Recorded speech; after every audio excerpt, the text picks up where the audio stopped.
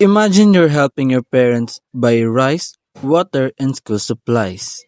But here's the problem: no ruler, no weighing scale, no measuring cup. How will you know how much, how long, or how heavy something is?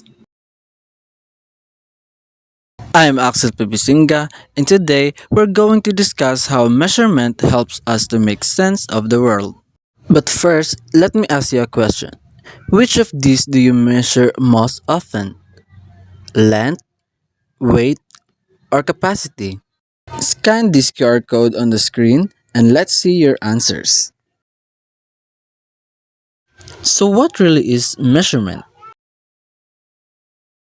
Measurement is not just numbers, it helps us determine the size, weight, or amount of something using a unit. For example, measuring the wall, weighing the rice, or pouring water into the glass. What do you think will happen if everyone uses different units? That's exactly why standard measurement was developed. Long ago, people used non standard units. Egyptians used cubits from elbow to fingertips. So, is my arm the same length as yours? That caused confusions, so the world agreed to use the International System of Units. Let me ask you, why do we need standard units? So let's begin with measure of length.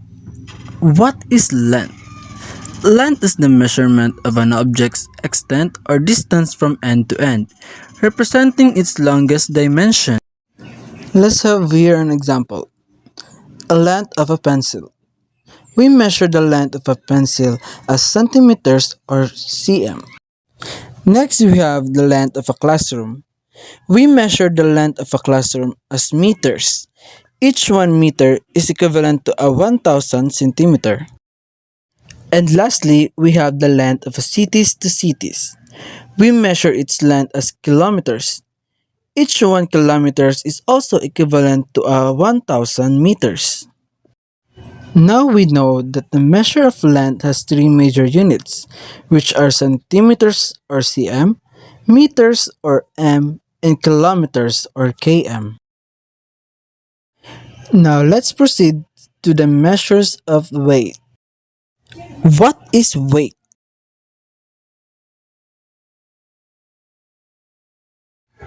Weight is the measure of the force of gravity on an object, determined by its mass and the strength of the gravitational field it's in. Let's have this an example. A grain of salt. Using the weighing scale, we measure the weight of a grain of salt by milligrams or mg.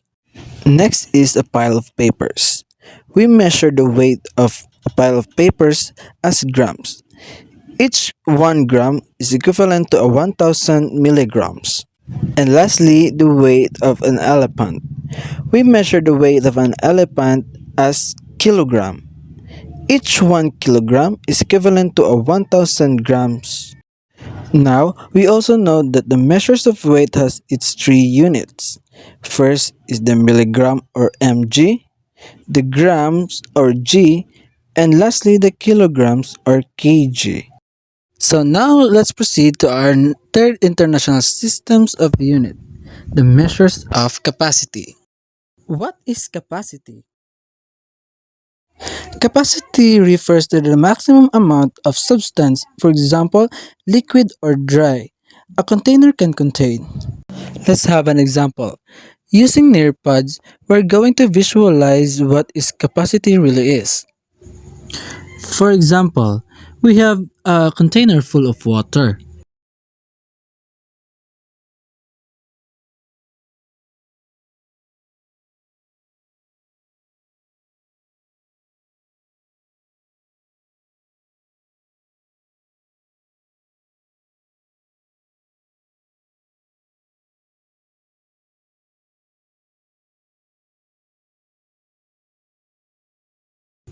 And the two measuring cups.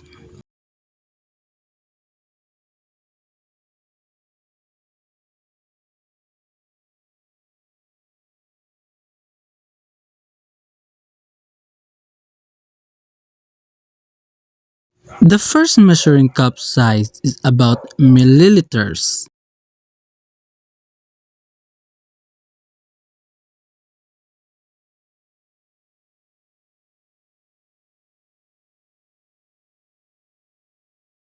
and the other one is liter.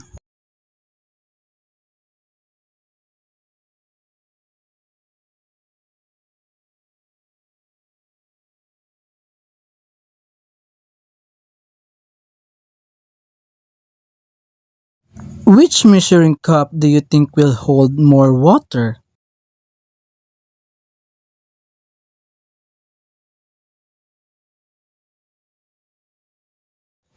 Is it the first one or the second one? That's right. The measuring cup with liters will hold more water. Now let me ask you, would you like to measure a swimming pool in milliliters? Congratulations! Now you know the three international system of units: the meter, gram, and liter.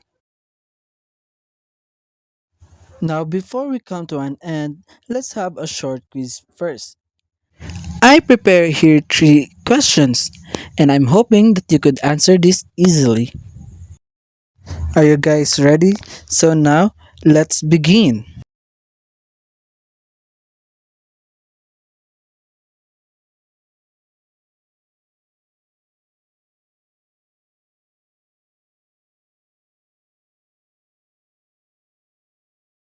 For the first question, what unit is best for measuring a classroom?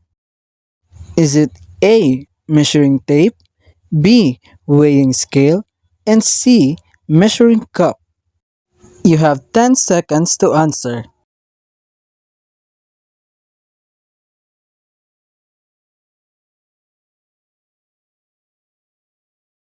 The correct answer is letter A, measuring tape. Now let's proceed to our next question. Which tool measures weight? Is it A, measuring tape, B, weighing scale, and C, measuring cup? Your 10 seconds starts now.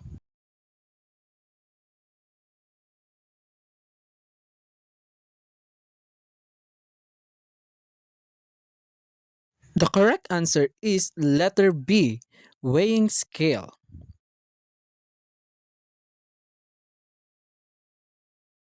Now let's proceed to our last question. What unit is used for liquid capacity? Is it A, kilometer, B, liter, and C, milligram? Your 10 seconds starts now.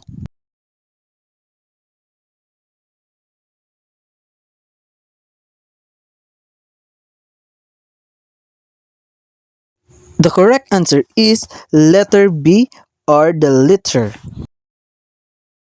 Thank you so much for participating. I hope you enjoyed those questions. Now, we have come to our last part, the conclusion. Today, we learned that the International System of Units, or SI, helps us to measure the world in a clear and consistent way. We use the meter or m to measure length or distance, the gram or g to measure mass, and the liter or L to measure volume or capacity. These units are used all around the world, making it easier for people to communicate, compare, and understand measurements accurately. By knowing when and how to use meters, grams, and liters, you can measure objects correctly in school, at home, and in real life situations, like measuring ingredients, checking distance, or pouring liquids.